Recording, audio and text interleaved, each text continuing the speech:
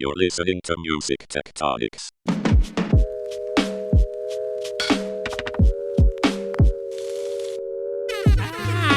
It's a rock, paper, scissors takeover for the Music Tectonics podcast. Help.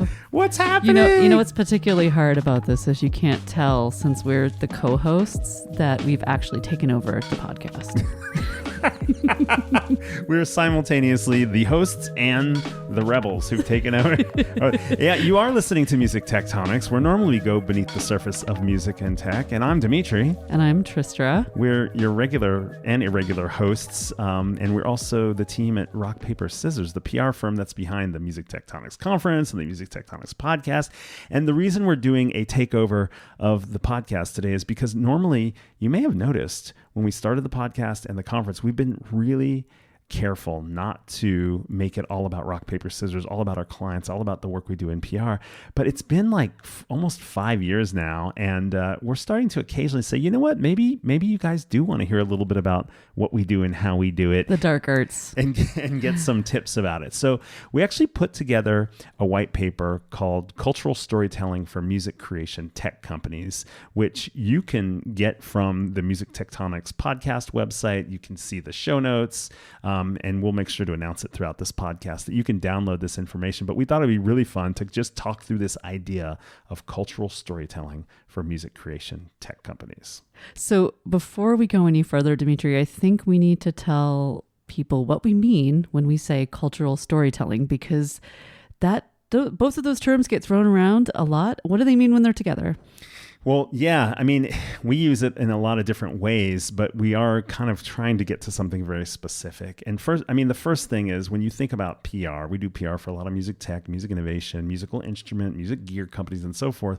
A lot of times when we get hired, what people are looking for is to get the news about what they're doing out to the world. So it could be announcing they exist. It could be a launch. It could be a feature, a new feature of their product or service. It could be, a new partnership, an investment. There's all these things that are very specifically news. And so all of that could be storytelling in a sense. So it's not that cultural storytelling is that different. But the difference is when we say cultural storytelling, we're saying it's not specifically promotional or news in the way that you think of with a press release. It's more like finding a user, an artist that's using your technology or your gear, or a partner that you're working with that tells the story in a different way.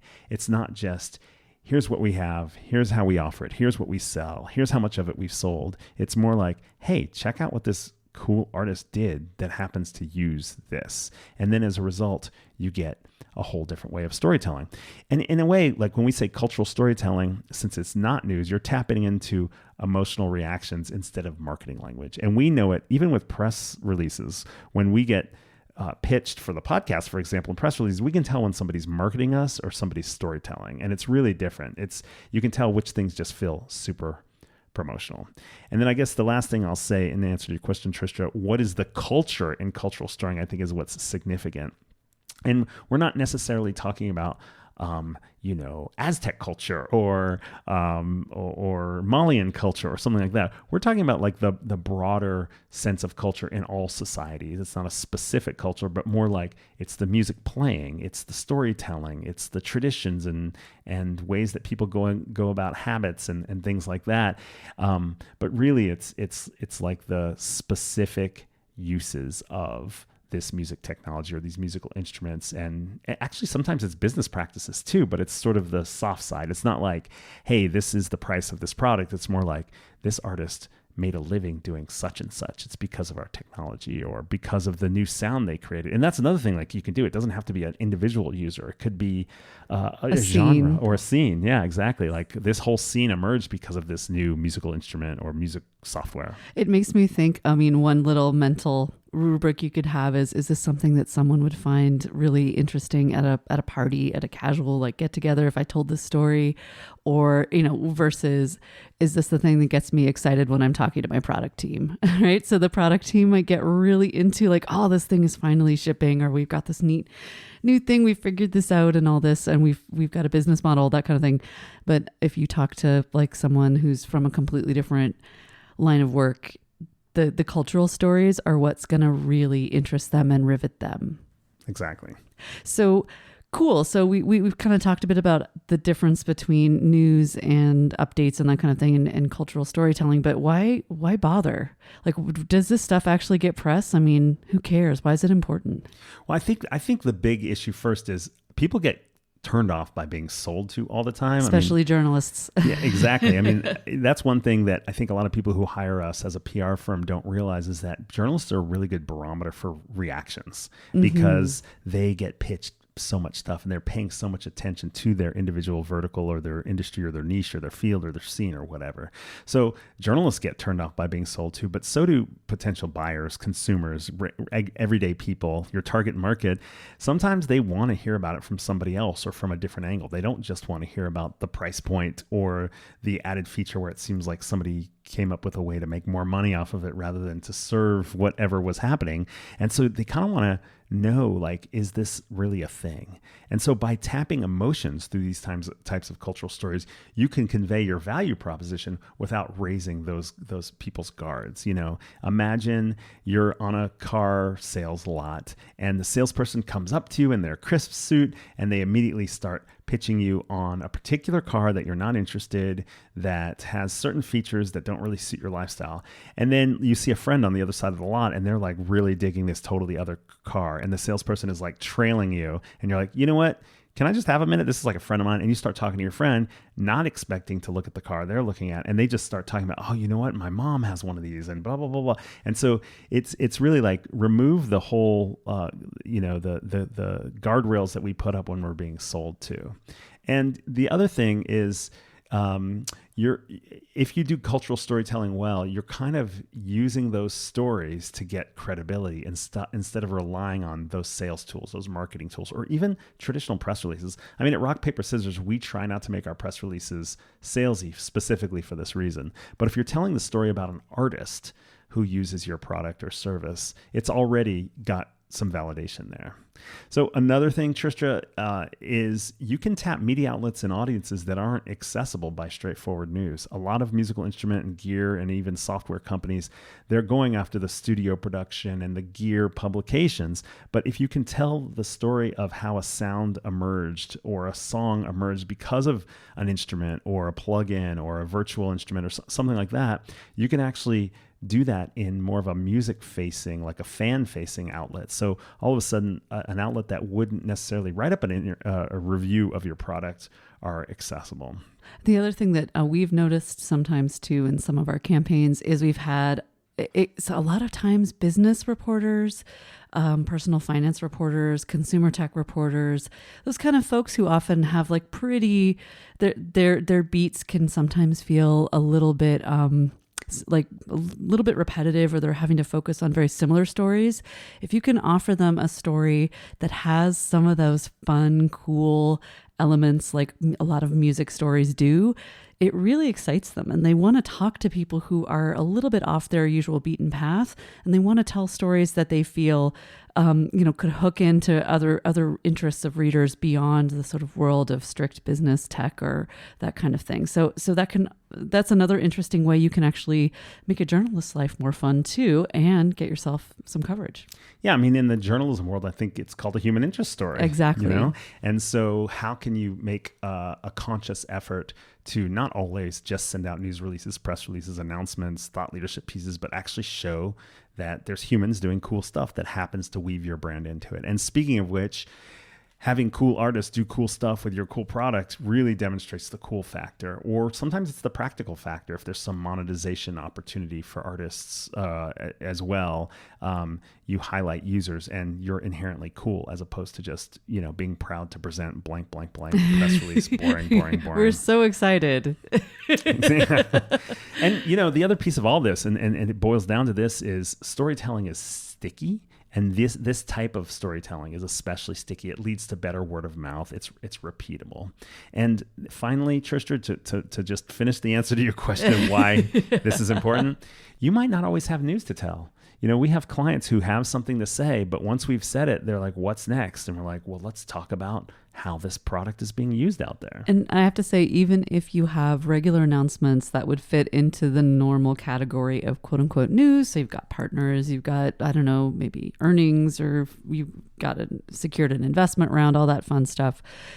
If you just send out 1,000 little press releases like that, even if they're newsworthy, you're not really telling a bigger story. You're not really getting your point across.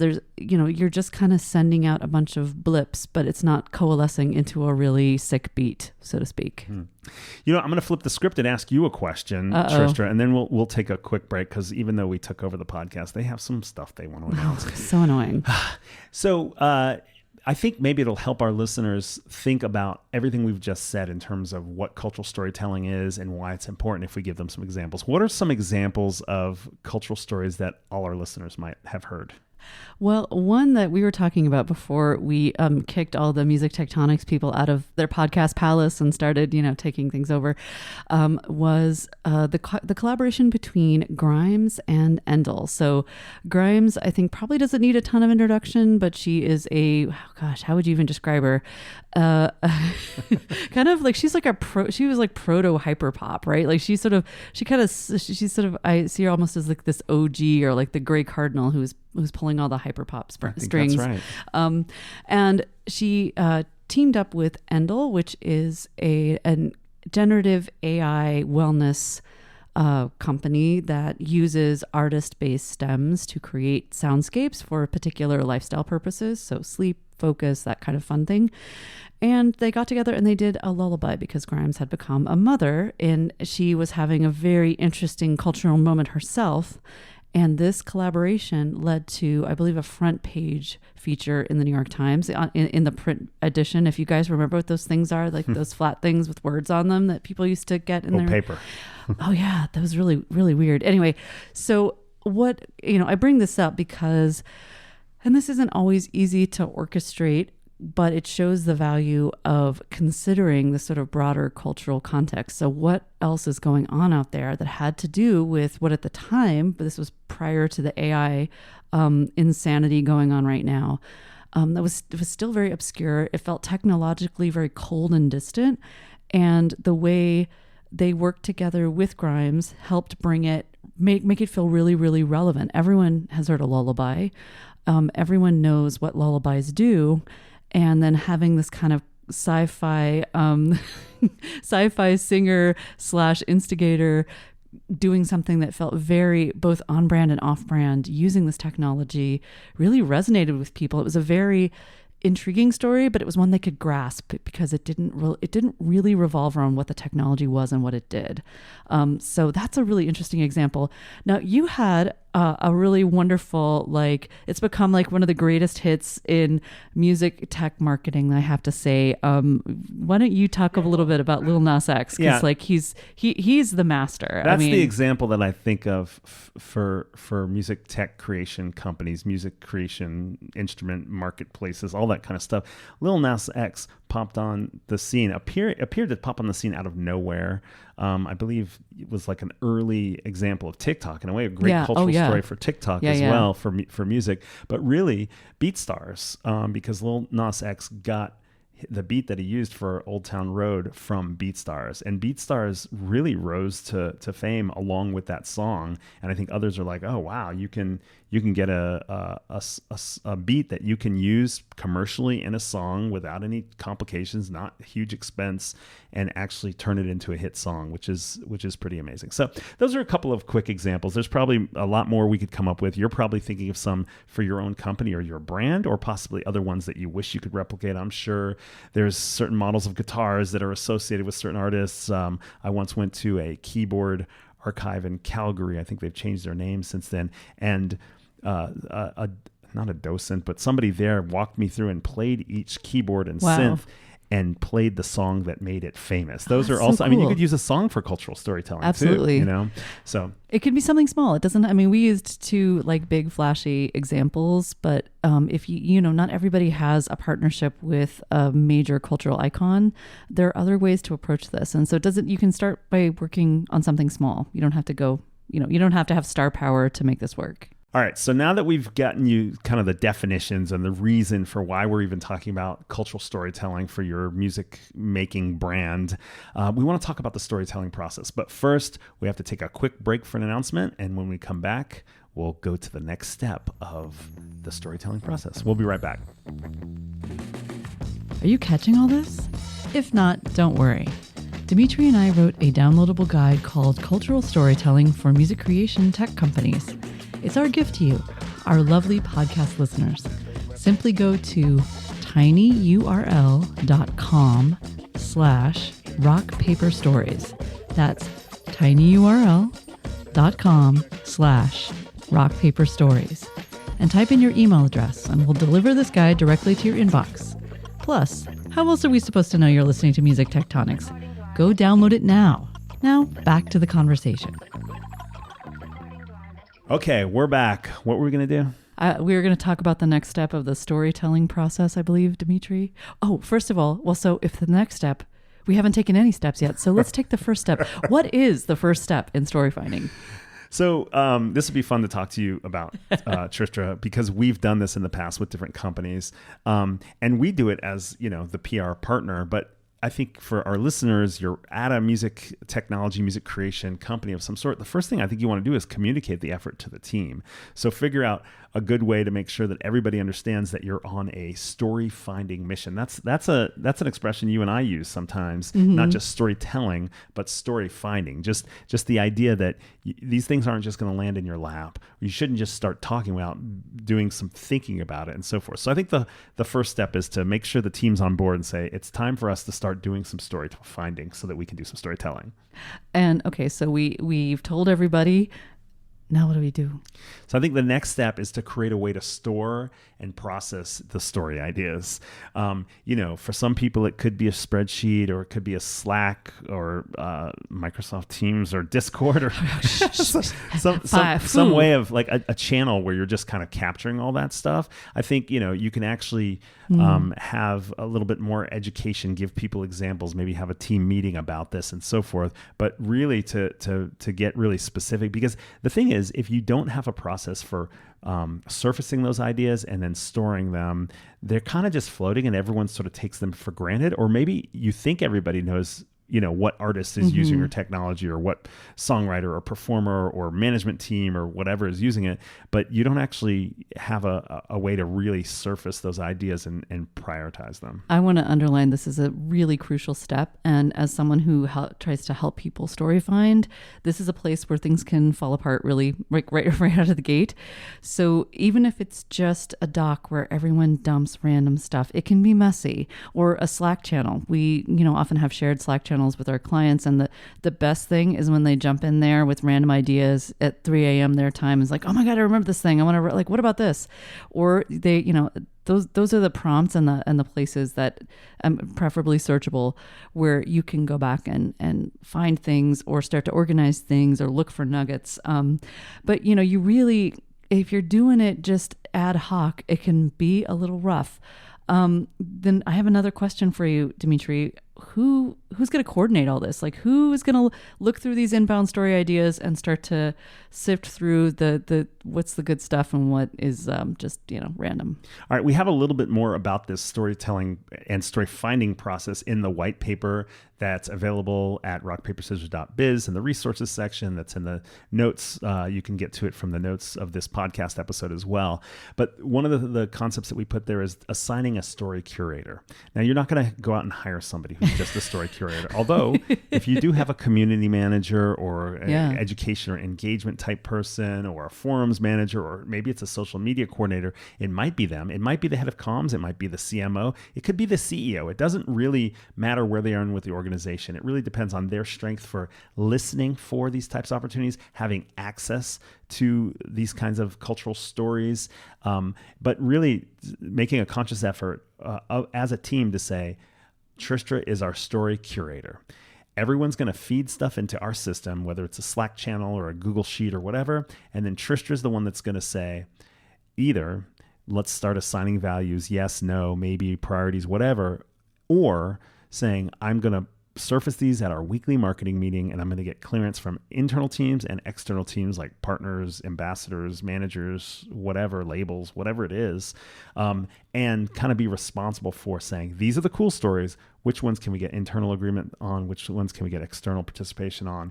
Now we're going to select that as one of our next stories that we're going to tell. So again, it doesn't matter exactly who it is within the organization, but make a conscious effort to say Tristra or whoever is the story curator, and this is their role. Okay, that would be really helpful. I wish we had more story curators at our beck and call as a publicist.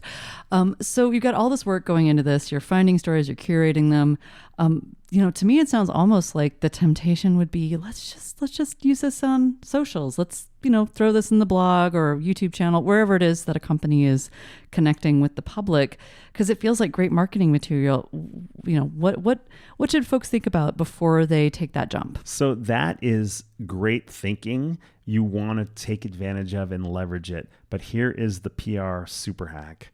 Don't do it before your PR person or your PR firm pitches it to the press. But why not? Why not? Won't they just cover it if we have this lovely blog post? Well, I think it's great to try to level up what type of outlet you're going to get for a story like this. So spend some time and energy building some relationships, having some conversations with some top tier press to see if you can get that New York Times piece you were talking about for Grimes, or that New Yorker piece that we did with James Blake when he did an Endo collaboration, or that New York Times piece we did with Lyric Financial when they had Steve Jordan had used their advanced system to help fund his career. You don't necessarily want it trickling out to smaller outlets, including your own blog, without trying to get something bigger. So really coordinate with your PR firm. Hopefully that's rock, paper, scissors, but whoever, maybe it's somebody internal, whatever, to try to get some kind of exclusive in the press, because you can always put it on your blog and YouTube or socials later. And once you do, you get that added credibility of what we've been going for in this podcast the whole time, which is a major outlet showing credibility through the story of an artist. So, and sometimes when you build out these little stories, maybe you've done an interview or Q&A with an artist or a producer or someone, and you have some extra material, that's great stuff for your blog or for socials. So say maybe let a journalist have first dibs, but you may end up with a wealth of materials that you can use in a bunch of other ways. So it can have some really wonderful knock-on effects if you start gathering stories consistently. So, okay, cool. We've got these flow of stories coming in. Someone's curating them, and someone's figuring out how to get permission or, get everyone to sign off on them who's involved. What do you do now? So I think I just want to talk a little bit about the pitch itself. And, again, if you're working with a company like ours, rock, paper, scissors, this will be definitely part that you're kind of handing it off to us. And we have two different approaches that we use depending on the circumstance. One is to sort of write up the story. In our minds, we think of it like a press release, but in reality, rock, paper, scissors press releases aren't like regular press releases anyway. They feel a little bit more like feature stories, but they're a little bit tentative as feature stories in the sense that we're not saying, hey, run this as is. It's more like, let's give you everything you need to get excited about whatever we're trying to announce in the case of news, or about the story too. So one option is to write it up almost like a feature article and say, you should do a story like this. The other option is to write a pitch. There's two advantages of writing a pitch. One is it's faster to do and less time on your part before you get the buy-in from an outlet to do it. But the other reason is you can leave enough mystery for the journalist to be able to go the direction they want to go with it. They can raise their own questions, so they don't feel as force-fed on it, Yeah, you don't want to over-determine the story to some extent, especially if you're kind of trying something out and seeing how the media will react. Journalists are very, decisive folks. They love to pursue their own curiosity and interests. So leaving some room for them to report on something, take their own spin on it, is really, really important. Also, you just never know how your little story might fit into a bigger story they're reporting on. So you don't want to make it so that they can't really see how that they'd fit yours into what they're doing. Yeah, just wanted to add that. Sorry. Yeah, totally. And we talked about it a little bit before when we talk about next steps once you have this story. Yeah, so you're picking between the story or the pitch.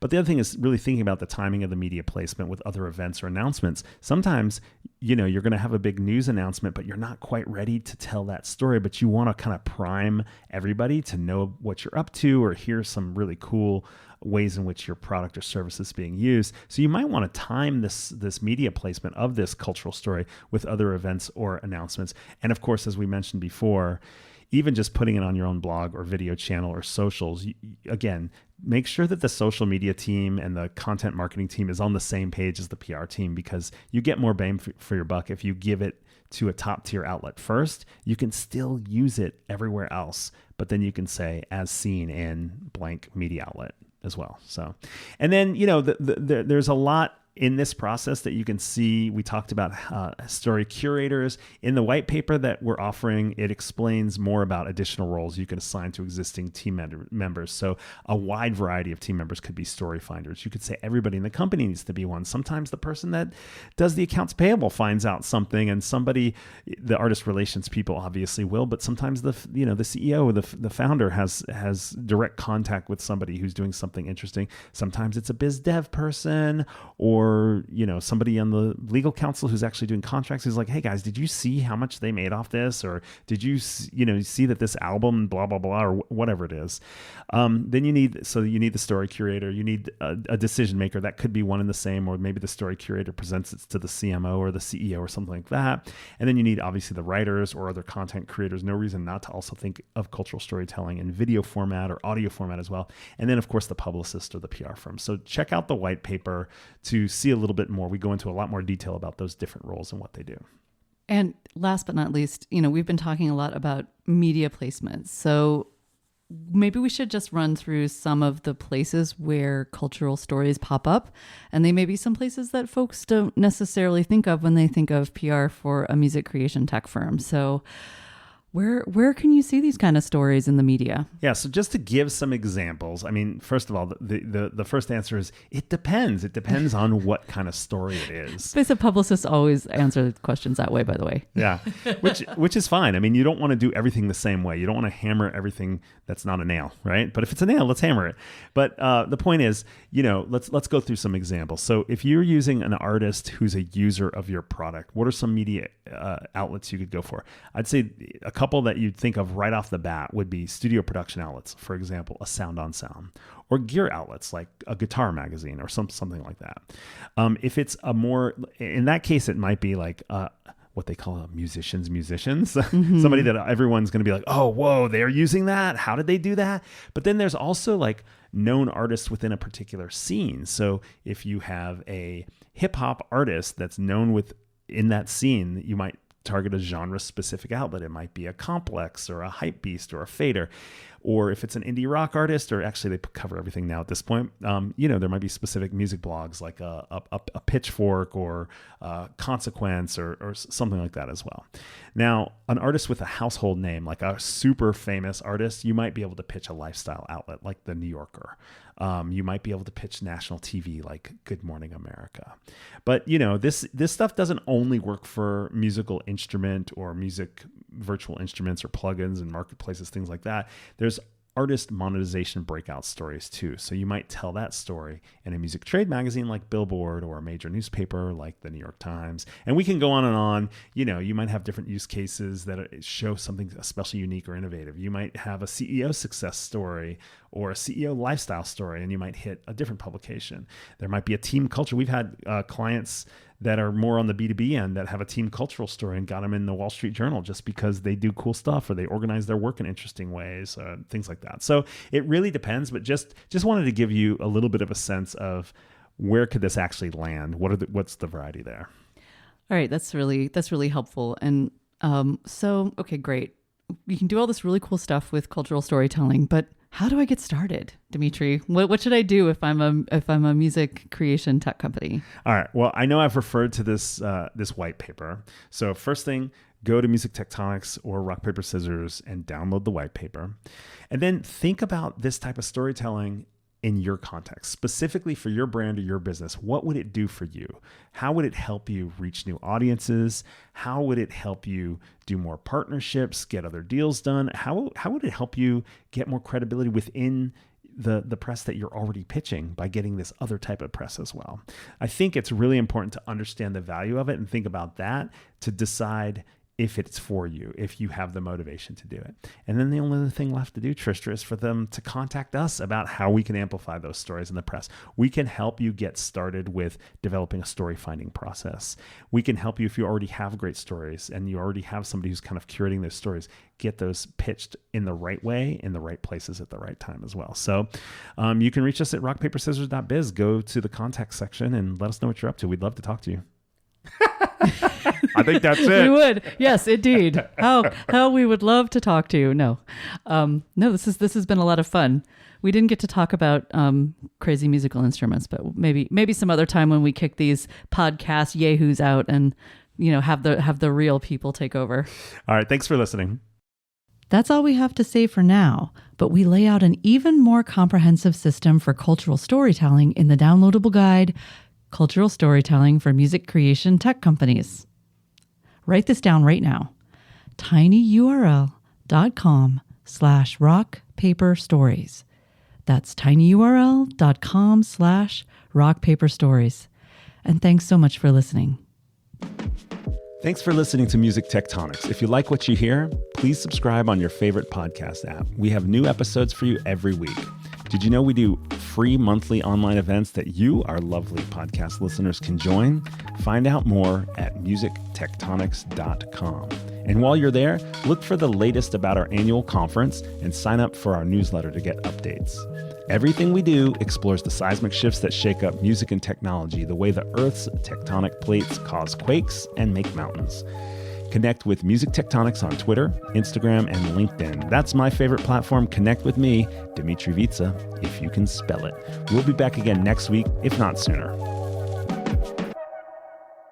You're listening to Music Tectonics.